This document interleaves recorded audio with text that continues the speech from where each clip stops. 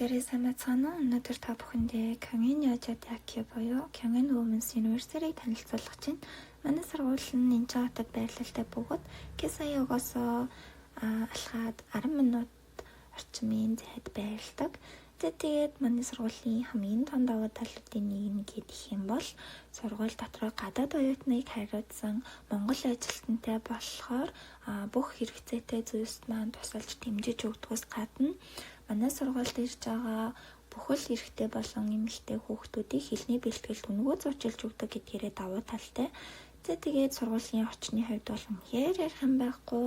Дотор тал байгаа дон, бассейн, йог, фитнес гэх мэтчлэн бүхэл газруудаа бие бэлтрээ хөгжүүлээд өнгөө хамрагдаад явах боломжтойгоос гадна сургуулийн зүгээс бидэд ч гэсэн маш сайн нэмжиж өгдөг. Жишээлбэл бид нар шалгалтаа дуусгах заалаач.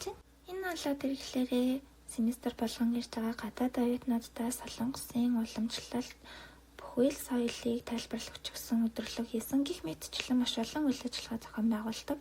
Тэгээд манай сургуулийн талаар илүү дэлгэрэнгүй мэдээллийг авах хүсвэл иш албагдаарай. Баярлалаа.